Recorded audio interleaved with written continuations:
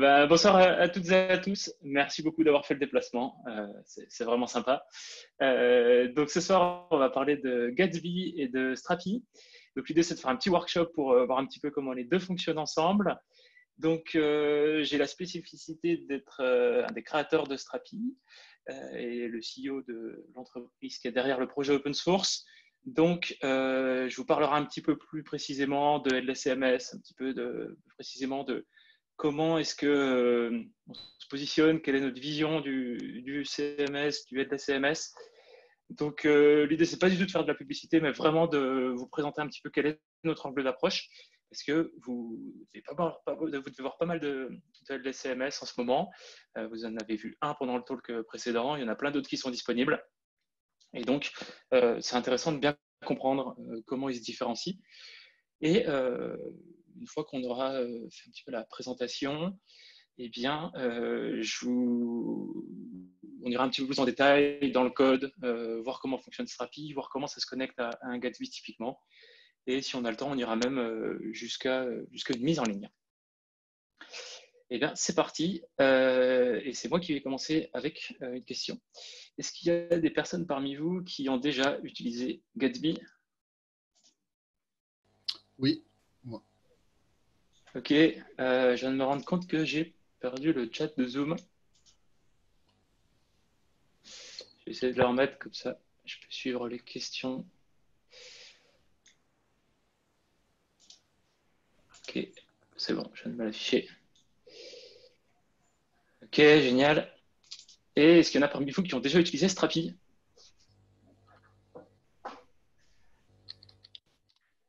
Ok, super. Il y a quelques personnes. Et des personnes qui disent non aussi. Eh ben, c'est l'occasion de découvrir. J'en profite pour faire une parenthèse. Mon talk, il est vraiment ouvert, que ce soit pendant qu'on est dans les slides ou pendant qu'on sera dans le code. Donc, posez vos questions pendant. Unmutez-vous si vous voulez. Posez vos questions directement à l'oral. Ça fera un petit peu d'interaction. On en a tous besoin en ce moment. Donc, posez vos questions au fur et à mesure. Je suis vraiment partant. Donc, petite intro. Je vais passer assez rapidement sur Gatsby parce que j'imagine que vous en avez déjà entendu parler si vous êtes au Jamstack Meetup. Donc, Gatsby, alors, ils se considèrent comme un framework sur React. Ils sont souvent aussi considérés comme un générateur de sites statiques.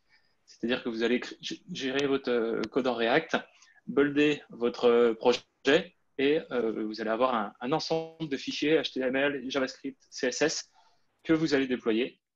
Et c'est ça qui va construire votre site statique. Et donc, votre navigateur, il va récupérer directement un fichier HTML où il y a tout le contenu de votre page. Et c'est React, il va prendre après le relais, notamment pour la navigation, pour avoir un site dont les pages ne se rechargent jamais. Et parlons un petit peu plus de Strapi, de CMS.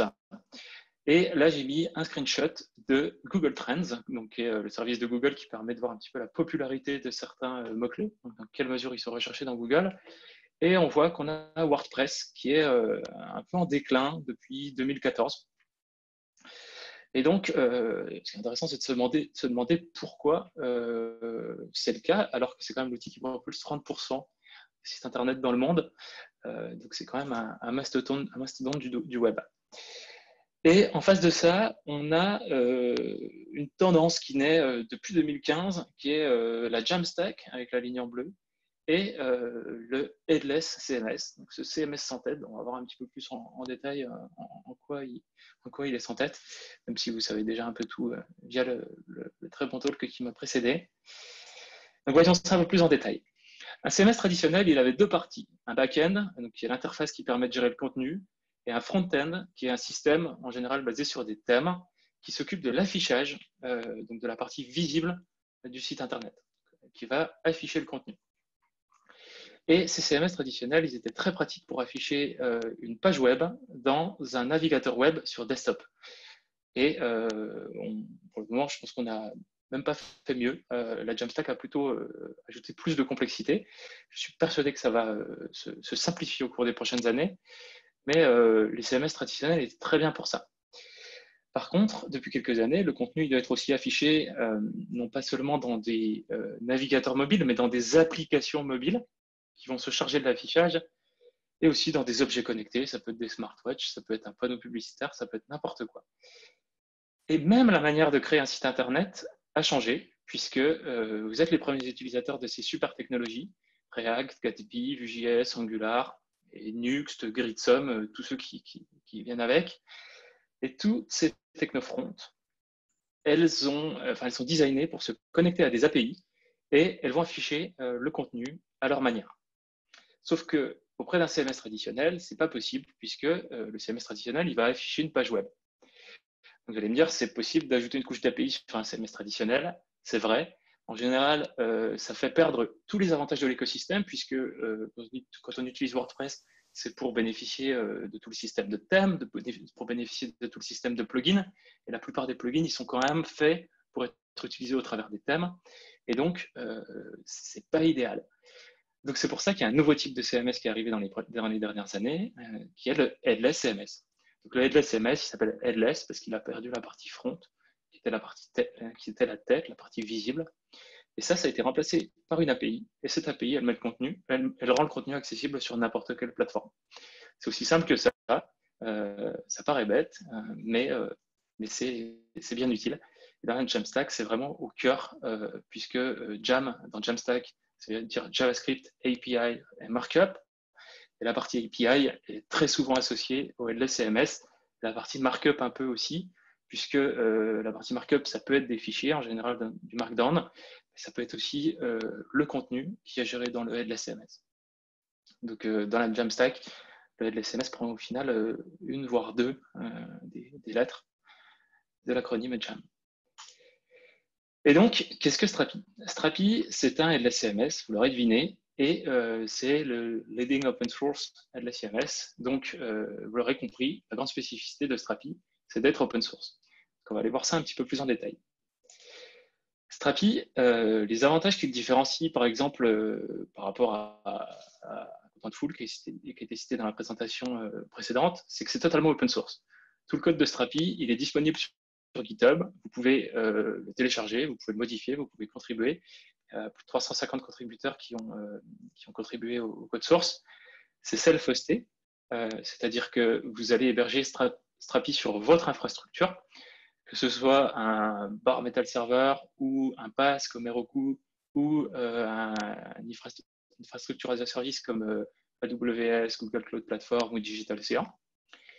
Et une des grandes forces de Strapi, c'est que c'est totalement personnalisable. C'est personnalisable en particulier parce que c'est open source, donc vous allez avoir accès à tout le code source, donc évidemment vous pouvez modifier le code source, mais surtout c'est basé sur un système de plugins. Et ces plugins vont vous permettre de modifier à la fois l'interface d'administration, donc d'aller ajouter des sections tout entières ou de modifier des plus petites parties de l'interface d'administration, mais c'est des plugins qui vont aussi pouvoir interagir au niveau de l'API pour ajouter des nouveaux endpoints par exemple, ou s'intégrer avec des services tiers, comme Algolia, par exemple, pour synchroniser le contenu dans un moteur de recherche. Et un des autres points spécifiques de Strapi, parmi les CMS open source, c'est que Strapi, c'est 100% JavaScript. Alors, j'imagine que vous utilisez tous ce langage dans la salle, puisque quand on parle de Jamstack, on parle souvent de technologie front, et qui dit technologie front, donc tout ce qui est front-end framework, dit JavaScript, éventuellement TypeScript. Et TypeScript, en effet, le mot vient de sortir dans le chat. Donc, voilà, j'imagine qu'il y a beaucoup de personnes qui utilisent TypeScript. Alors, à l'heure actuelle, Strapi ne supporte pas TypeScript, mais c'est quelque chose qui nous est beaucoup demandé et qui va sortir dans les prochains mois. Donc, à l'heure actuelle, on est 100% JavaScript, mais on ajoutera la possibilité de faire de la personnalisation en TypeScript.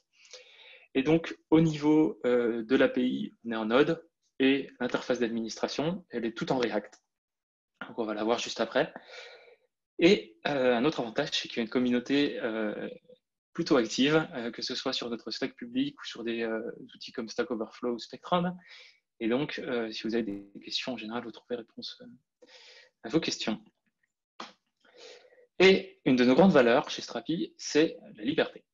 Vous allez évidemment pouvoir choisir le front que vous voulez. Bon, ça c'est assez propre à chaque Headless CMS, mais vous allez aussi pouvoir utiliser n'importe quelle base de données.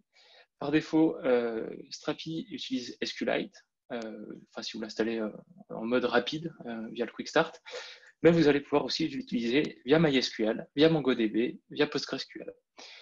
Et vous allez pouvoir l'héberger où vous voulez. Strapi, c'est rien d'autre qu'une application Node.js. Donc vous avez, en termes d'architecture, il y a un process node et la base de données auquel le process node est connecté. Parce qu'il faut bien stocker le contenu quelque part. Et un autre point, c'est que Strapi supporte à la fois REST et à la fois GraphQL. En termes de stars, du coup, on vient d'atteindre les 23 000 stars sur GitHub. Et c'est utilisé par quelques entreprises dont les logos que vous avez sous les yeux. Donc, c'est un projet qui est vraiment utilisé dans le monde entier. Et juste pour donner deux exemples, il y a une partie d'IBM.com qui tourne sur Strapi et aussi une partie d'Azos qui tourne sur Strapi. Là où je veux en venir, c'est qu'on est des Frenchies. Moi, ce que j'aimerais dans ce talk, c'est pas seulement vous parler de Strapi, de Gatsby, mais c'est aussi répondre à vos questions. S'il y en a parmi vous qui veulent lancer des projets open source, qui sont soit liés à la Jamstack, soit qui ne sont pas du tout liés à la Jamstack. Mais Strapi, on est trois à l'avoir créé, et on l'a créé pendant qu'on était étudiant. On a sorti la première version de Strapi en octobre 2015 sur GitHub. Et on a créé ce projet parce que nous-mêmes, on utilisait des CMS traditionnels. On a créé un outil pour nous dans un premier temps. Le mot Headless CMS n'existait même pas à cette époque-là, mais on avait besoin de quelque chose qui était basé sur une API. Et c'est comme ça qu'on en est venu à Strapi, c'est comme ça qu'on l'a publié. Et depuis, les choses ont pas mal grandi. Donc, c'est un peu ce retour d'expérience que je veux vous faire aussi. Maintenant, on est 17 dans l'équipe. Donc là, il n'y a même pas tout le monde sur l'équipe puisque la photo a été prise il y a quelques semaines et qu'on n'a pas pu prendre de photos tous ensemble pendant les 3 dernières semaines. Et donc voilà, le projet, on l'a commencé il y a 5 ans, on est 17 personnes, on a commencé à Paris, mais on va vraiment s'étendre aux États-Unis, en particulier à San Francisco. On a un premier salarié qui est l'ancien Head of Community de Docker. Strapi a été téléchargé 1 million de fois. On a atteint les 23 000 étoiles sur GitHub et on a fait une levée de fonds l'année dernière avec Axel et Stripe qui sont deux fonds d'investissement assez importants, notamment Axel qui a investi chez Algolia, Solomon Hykes qui est le fondateur de Docker et Guillermo Rauch qui est le créateur de Next, de Zeit et de Socket.io. Je pense que dans la Jamstack, vous connaissez surtout les deux premiers. Et Socket.io si vous faites un peu de temps réel. Et encore une fois, ce que je veux dire par là, c'est que il y a 5 ans, on a juste publié le projet sur GitHub et les choses se sont accélérées depuis. Et que, en fait, la vision qu'on avait il y a 5 ans, qui était que tout commençait à s'APIfier et que un CMS, pour être successful, en fait, il devait être open source, et ben, ça s'est pas mal validé au cours des dernières années. Et donc, ce que je veux dire par là, c'est vraiment notre positionnement qui est assez particulier. Il y a plein de la CMS qui sont disponibles à l'heure actuelle, et la plupart, ce sont des solutions propriétaires, des solutions qui sont totalement en SaaS. Et nous, on est persuadés qu'une entreprise qui veut avoir le contrôle sur son CMS, elle va vouloir l'héberger sur son infrastructure, ou en tout cas, elle va vouloir avoir des capacités de personnalisation. Nous, on était juste dev, on était encore étudiants, on faisait du freelance quand on a créé Strapi. Et c'est vraiment notre conviction depuis le début que le besoin, il est sur de l'open source, puisque tous les utilisateurs qui vont migrer typiquement de WordPress, qui était open source, vers des stacks plus modernes avec du headless dedans, s'attendent à une approche similaire. Et donc, on va le voir après concrètement comment ça se traduit dans le produit. Et c'est vraiment notre parti pris. Et c'est comme ça qu'on avance. Et Strapi est et restera toujours open source. En termes de roadmap, donc Strapi, ça reste un projet qui est assez jeune. Même si on a commencé en 2015, on a été à temps plein sur le projet seulement à partir de fin 2017. Donc, il y a encore plein de choses qui doivent être ajoutées au produit pour qu'on ait une solution super mature. En avril, donc la semaine prochaine, on va sortir la librairie média. Donc là, vous avez un screenshot ici qui va vous permettre de réutiliser du contenu au travers différents morceaux de contenu. Strapi est encore en version bêta, même si c'est utilisé par des milliers de projets en prod. Donc, on va sortir la version stable en mai. Ensuite, en juillet, on va sortir ce qu'on appelle le Role-Based Access Control. C'est-à-dire que dans l'interface d'administration, vous pourrez dire que tel utilisateur il a le droit de faire ça, mais tel utilisateur il n'a pas le droit de le faire. Il y aura aussi l'internationalisation de contenu. Et puis plus tard, on aura des choses comme le workflow de publication, où avant qu'un article, par exemple, soit publié, il devrait être lu par quelqu'un d'autre. On aura aussi du single sign-on, c'est plus pour les grosses entreprises qui doivent gérer leurs utilisateurs. Voilà, donc on a une roadmap bien chargée. Et cette roadmap, elle est complètement disponible sur. Alors vous pouvez trouver le lien dans le footer de notre site internet. Et on utilise un outil qui s'appelle Product Board. Et n'importe quel utilisateur peut aller voter pour certaines fonctionnalités. Et donc, ça nous permet, nous, en accord avec la communauté open source, de co-construire la roadmap et de faire sûr qu'on fait un produit qui est vraiment utile pour nos utilisateurs. Voilà, j'espère que ça a été utile. Est-ce que vous avez déjà des questions pour le moment, avant qu'on entre vraiment dans le code ?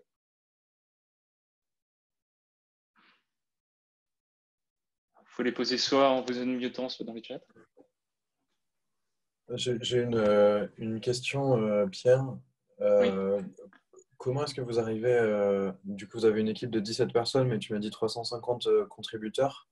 Est-ce que vous allez chercher des contributeurs? Est-ce que c'est des contributions plutôt type one-shot, ou est-ce que vous avez des gens qui sont vraiment comités, mais qui ne font pas partie de l'organisation Strapi? Enfin, je suis un petit peu curieux de savoir comment, sur un projet open source comme celui-ci, ça se répartit. Alors, c'est une très bonne question. On a vraiment des deux. On a quelques contributeurs qui sont super actifs. Et c'est vraiment quelques personnes. Je pense à Derrick, qui est un de nos contributeurs.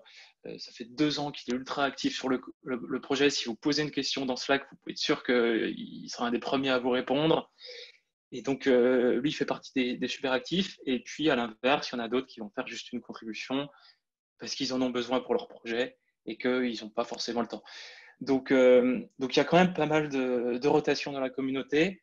Cela dit, quelque chose qu'on veut vraiment amplifier dans les prochains mois, c'est qu'il y a encore plus de contributions de la part de la communauté.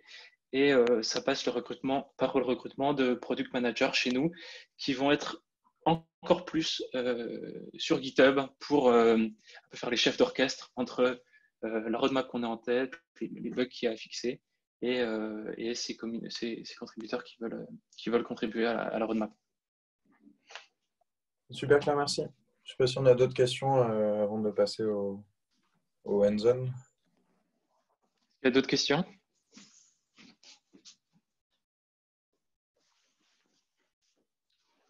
Bon, c'est parti. On va regarder un petit peu plus précisément à quoi ça ressemble. Donc, je vais rester sur le partage d'écran.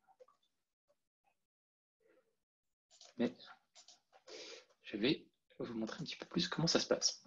Alors, donc là, j'ai déjà créé un projet Strapi pour gagner un petit peu de temps. Mais je vais vous montrer si j'avais voulu le faire. Puisque Strapi est open source, ça se fait via la ligne de commande. Donc là, je l'ai fait avec Yarn, on peut le faire aussi avec NPX. Donc ça, c'est parce que c'est sur Node. Et donc, vous allez faire create Strapi app pour dire que vous voulez créer un projet Strapi et vous allez lui donner un nom. Et donc, cette ligne de commande-là, quand vous créez un nouveau projet, elle va vous poser une question. Soit vous pouvez utiliser le Quick Start qui va vous créer un projet avec une base de données SQLite. Donc, la base de données SQLite, c'est juste un fichier dans lequel tout va être stocké. C'est bien pour des petits projets. Si vous voulez quelque chose d'un peu plus sérieux, le mieux, c'est de choisir Custom. Et là, vous allez justement pouvoir choisir la base de données que vous voulez. Donc, moi, pour mon projet, j'ai choisi Postgres et ça va créer un projet ici. Et ce projet, il contient quelques dossiers. Ce qui nous intéresse ici, c'est le dossier API, dans lequel on va avoir les types de contenus. Le dossier cache, pas très important, c'est un dossier de cache. Le dossier build, c'est le build de l'interface d'admin qui est faite en React. Le dossier config va nous donner accès à pas mal de configs, notamment des configs par environnement. Et ensuite, on a des extensions ici. via le système de plugins. Et on a un dossier public qui va notamment contenir les uploads, même si les uploads, en réalité, on peut mettre un connecteur qui va uploader les fichiers sur des services comme AWS 3, Cloudinary ou la même chose sur Azure ou la même chose sur Google Cloud. Sur Google Cloud. Donc on a déjà tous les connecteurs qui vont bien pour pouvoir héberger ça n'importe où. Et je vais couper le serveur et je vais le relancer pour vous montrer. Donc là, si je lance yarn develop, ça va lancer mon serveur Strapi. Et donc, dans mon navigateur, alors ça m'a ouvert sur mon autre écran, mais je vais l'ouvrir ici. Donc on a une interface d'administration. Et donc tout à l'heure, j'ai déjà créé mon premier utilisateur.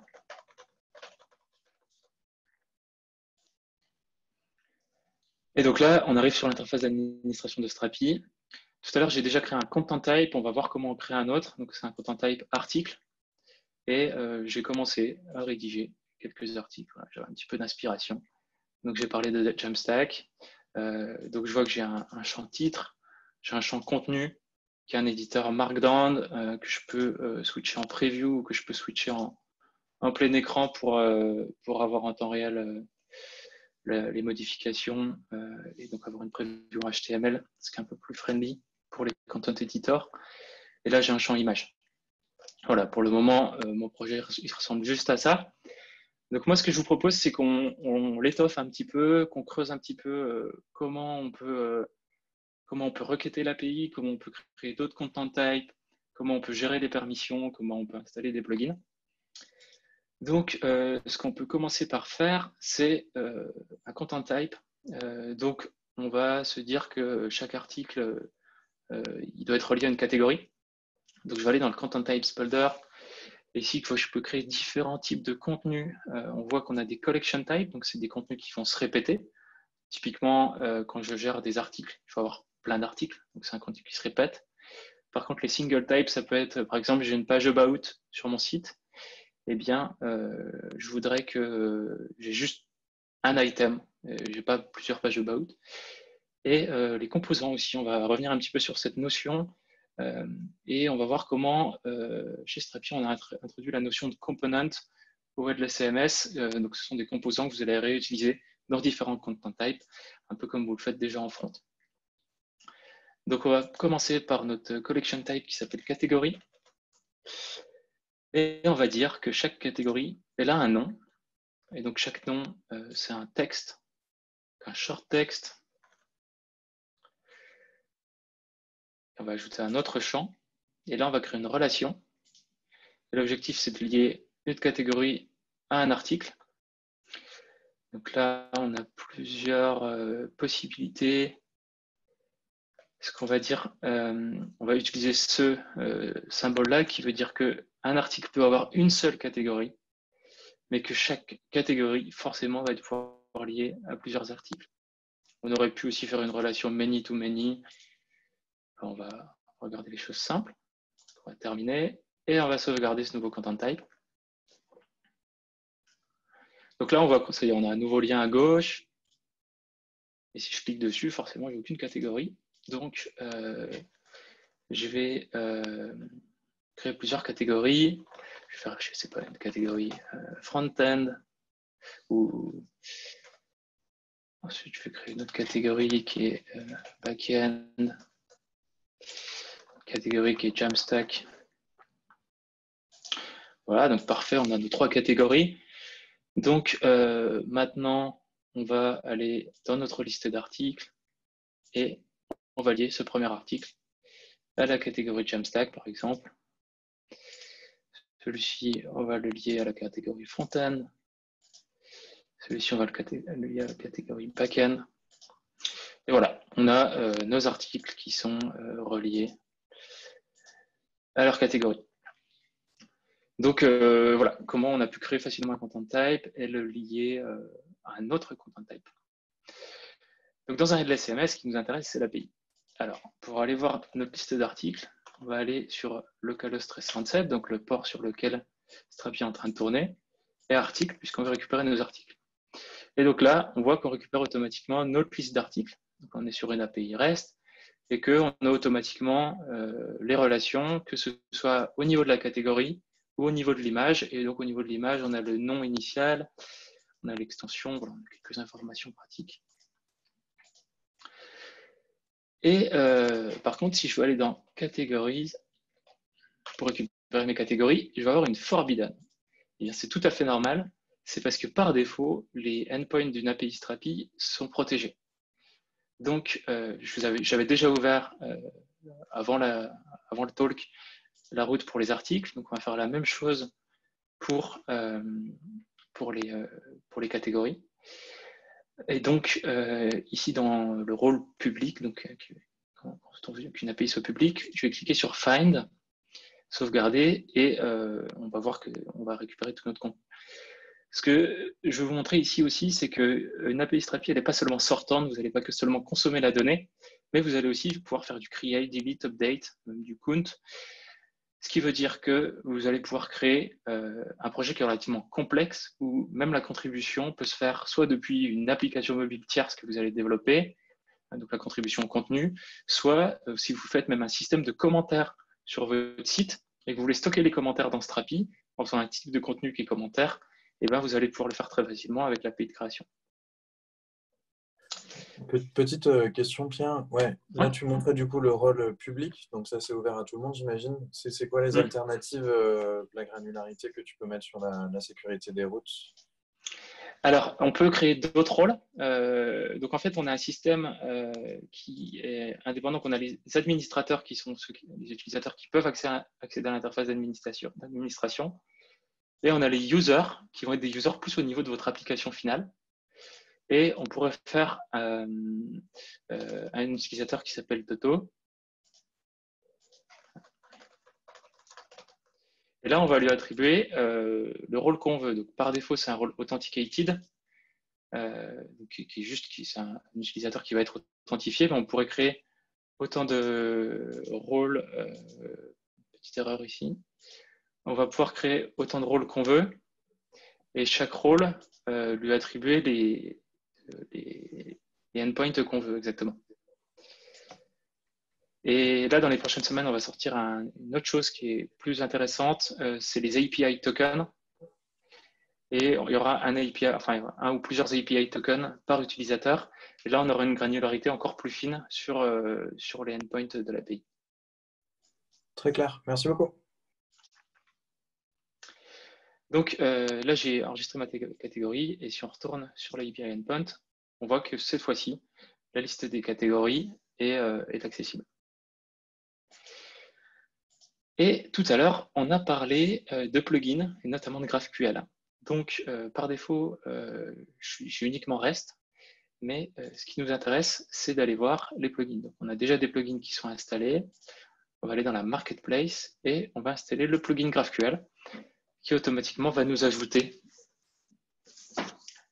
toute la couche GraphQL qui va bien.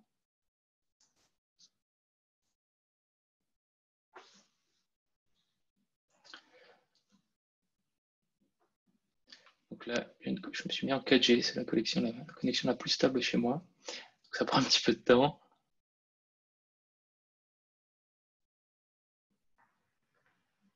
Et donc là, en fait, concrètement, ça a installé un node module. Et au niveau de mon package.json, voilà, il est arrivé ici. Hop, je vais le voir ici.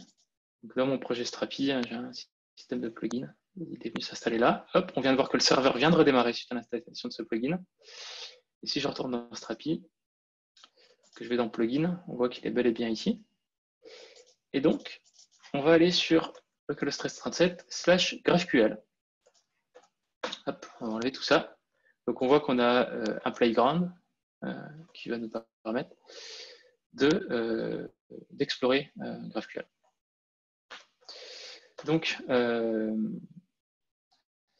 pour chaque article, je voudrais avoir l'ID, le titre, le contenu, et je voudrais aussi récupérer le nom de la catégorie.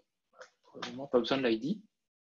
Et bam, automatiquement, on voit qu'on a récupéré tout le contenu qui va bien en GraphQL, et ça nous a pris 0 secondes, si ce n'est le temps de l'installation du plugin. Donc c'est vraiment out of the box, il y a juste à ajouter le plugin. Voilà, donc comme ça permet de voir un petit peu les différentes choses. On a un système de settings aussi qui va nous permettre de mettre des webhooks. Ça va être utile si, par exemple, vous déployez votre front sur Netlify ou Zelt et qu'à chaque fois que le contenu va être mis à jour au niveau du headless CMS, il va falloir que votre front soit rebuildé, à moins que vous n'ayez pas de cache ou que vous soyez uniquement en server-side rendering au niveau du front. Mais si vous avez un Gatsby, par exemple, il y a un système de build. Donc, il faut bien renseigner ça. Et là, vous allez pouvoir dire si c'est à chaque fois qu'une entrée est modifiée ou dire que c'est quand les médias sont modifiés. Et vous pouvez mettre des headers aussi s'il y a besoin d'un système d'authentification sur l'API, que ce soit Netlify, Zate ou n'importe quel autre service. Donc, voilà pour Starby. On va aller à peine plus loin dans les types de contenus. Et donc, ce qu'on va faire ici, c'est que on va créer une page about, donc un contenu qui n'est un single type, un contenu qui ne se répète pas. Je réponds à la question. Non, on n'a pas encore de système de retry. Mais tu peux mettre une issue sur GitHub si besoin, ou directement contribuer au projet. Donc, je vais créer ma page about. Je vais lui donner un nom qui va être un short text. Et je vais ajouter un autre fil. Je vais en profiter pour vous le montrer. Celui-là, c'est le fil EID, qui est un champ qui sert typiquement pour les slugs. Voilà. Et je vais sauvegarder. Donc là, on voit que le single type vient d'arriver. Il s'appelle about. Et on va l'appeler le about page. On voit que le slug, en fait, il est automatiquement généré en fonction de ce que j'ai écrit ici. Voilà. C'est surtout pour vous montrer ça. Mais si je veux prendre la main, je peux le générer. Je peux cliquer ici pour le rebaser. En fait, c'est vraiment lié au champ name. Donc, je clique sur Save. Et voilà, j'ai le contenu de ma page About. Vous allez me dire, pour le moment, il n'y a pas grand-chose dans cette page About. Donc, ce serait bien qu'on creuse un petit peu plus. Et ce que je voudrais vous montrer ici, c'est que votre page About, peut-être que ce sera juste un gros markdown, où donc vous avez juste besoin d'un rich text editor. Mais si on imagine une page About un peu plus complexe, où dedans vous allez avoir un slider, puis un bloc de texte, puis éventuellement des testimonials, etc., etc. Et là, vous avez une structure que vous n'allez pas vraiment pouvoir prédire. Et c'est là en fait que deviennent intéressantes les dynamic zones. Et dans les zones dynamiques, c'est quelque chose qui va vous permettre ici d'ajouter des composants, enfin des blocs à la volée. Contrairement à un article où on a une structure de contenu qui est très définie, c'est toujours un titre, un contenu et une image. Alors vous avez quand même la possibilité d'ajouter des zones dynamiques dans des articles, hein. Mais bon, en général, un article a tout dans la même structure. On va voir dans quel cas d'usage peut être utile une zone dynamique. Donc, on va aller dans les types de contenu. Et ce qu'on va faire ici, c'est qu'on va créer un composant. Vous allez voir, ça ressemble un petit peu à ce que vous faites déjà en front. Donc, on va déjà créer un composant slide. Et on voudrait que une slide, je vais choisir un icône, ça ressemble à une image comme ça. Alors, je vais pouvoir classifier aussi mes composants. Là, je vais créer une catégorie default. Et là, je vais pouvoir dire ce qu'a comme champ chaque slide. Et moi, ce que je voudrais, c'est que chaque slide, elle ait par exemple une URL qui va être un short text.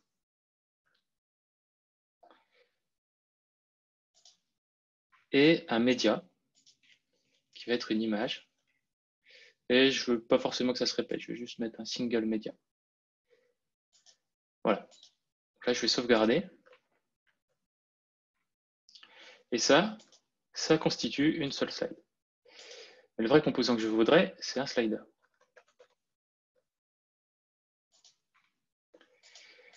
Je vais le mettre aussi dans la catégorie défaut. Et le champ que je veux dans un slider, c'est composant qui est existant. Et donc, je vais choisir mon composant slide.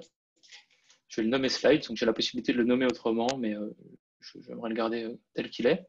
Et je veux qu'il soit répétable, puisque je veux avoir la possibilité d'avoir plusieurs slides dans mon slider. On peut y mettre une limite aussi au nombre de slides. Alors, pour le moment, on ne peut pas mettre de limite. Alors, je vais vérifier ça. Non, pour le moment, c'est pas possible. C'est quelque chose aussi qu'on pourrait ajouter. On n'a pas encore eu beaucoup de demandes là-dessus. On pourrait le faire. Je vais créer quelques autres composants pour vous montrer un petit peu ce qui peut être fait. Je vais mettre un composant texte, tout simplement. Je prends la catégorie default. Je vais juste utiliser le Rich Text Editor pour ça. Que je vais appeler le content.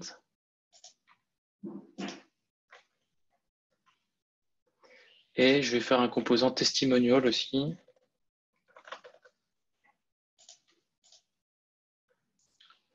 Et là, on va mettre ce symbole. Et chaque testimonial, on va dire qu'il a un auteur et un contenu. Pour le contenu, on va toujours utiliser du texte, mais cette fois-ci avec un texte long. Voilà. Donc voilà, on a créé quelques composants. En front, vous allez pouvoir faire une architecture qui est assez similaire. Et surtout dans notre page About maintenant, on va créer justement notre zone dynamique, qu'on va appeler le contenu, puisque c'est le contenu de la page. Et on va déterminer quels composants sont accessibles dans cette zone dynamique. Donc là, on a la possibilité de les choisir un par un. Et on va faire les foufous, on va tous les mettre. Voilà, et automatiquement, on a une visibilité très claire sur les composants qui vont être disponibles. Là, je pourrais encore en ajouter de nouveaux ou les supprimer.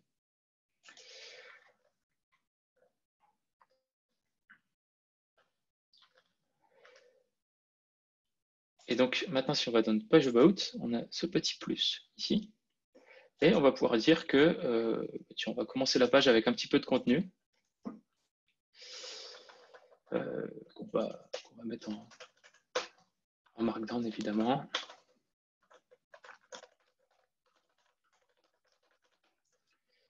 Ensuite, on va dire qu'on voudrait une quote. Et c'est John, par exemple, qui va dire Jamstack Meetup is very cool. Et ensuite, on va mettre un slider. Et on va dire que la première slide, elle envoie sur Gatsby. Là, je vais aller chercher une image sur mon ordi. Voilà. Je vais ajouter une deuxième slide. Et cette fois-ci, on va utiliser l'URL de Strapi. Voilà, je mets une autre image ici. Et j'aurais pu ajouter comme ça autant de composants que je le souhaitais. Je peux les réordonner aussi.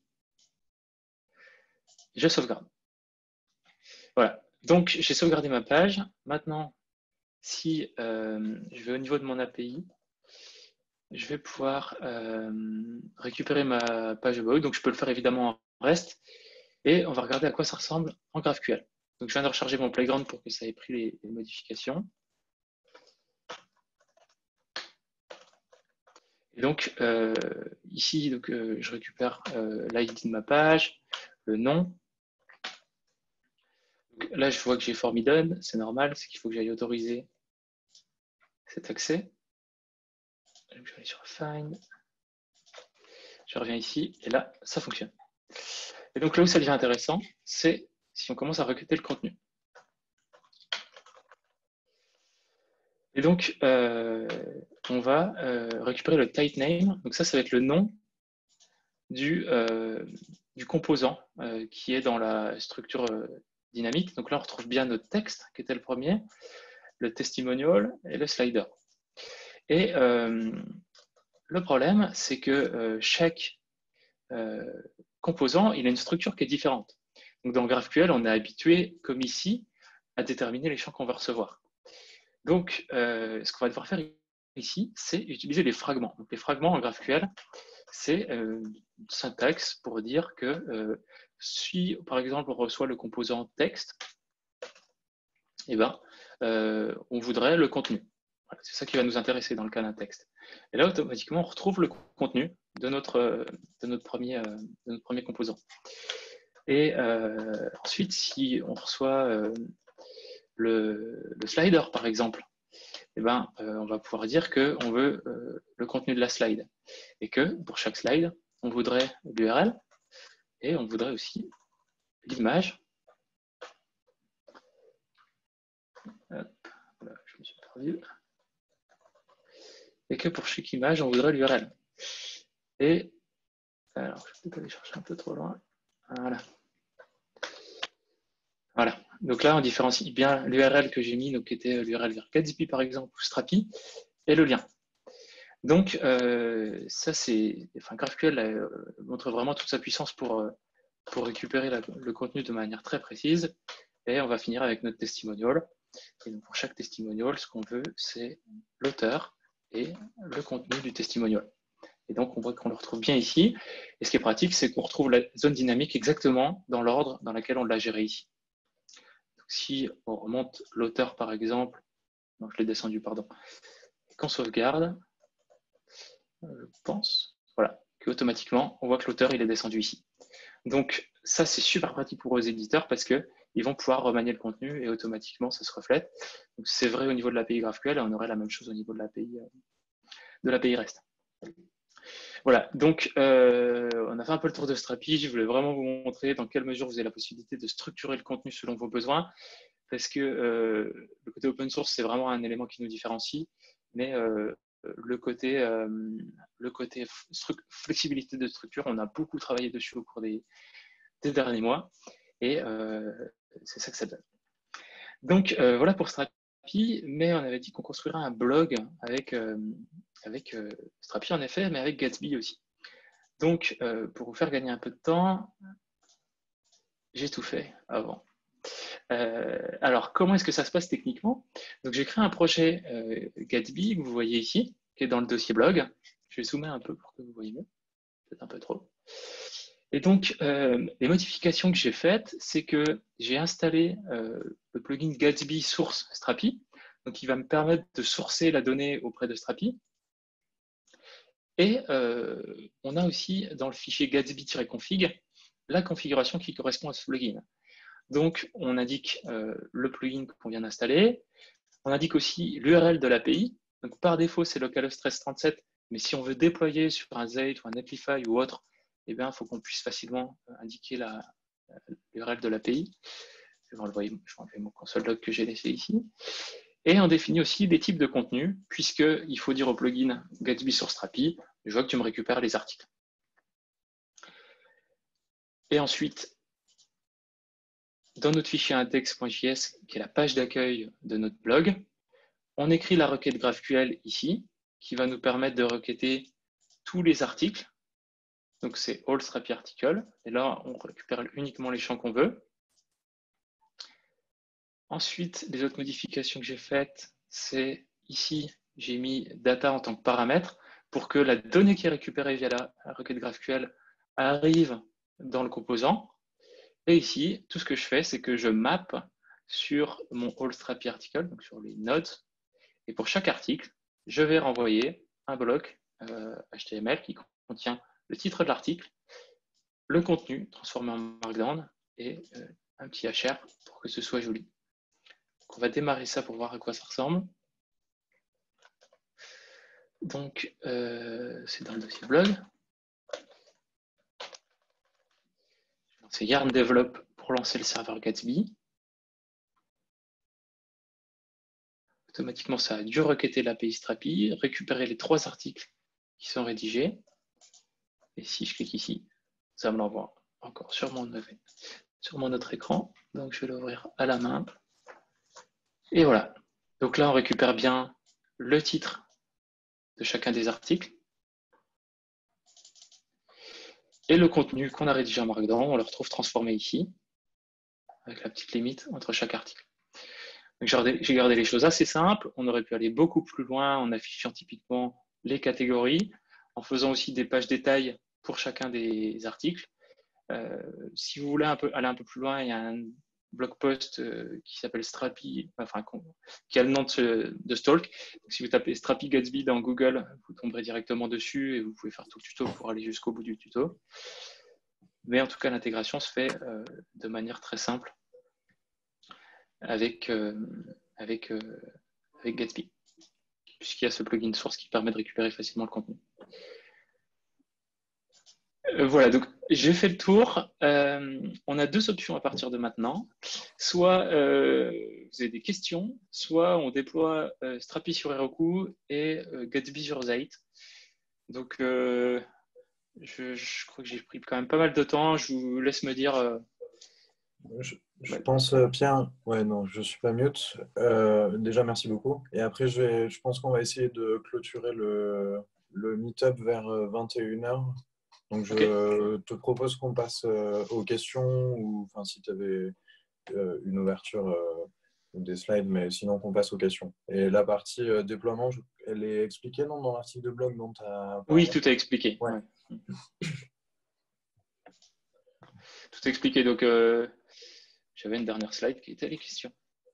Alors, déjà, bravo. Et merci beaucoup.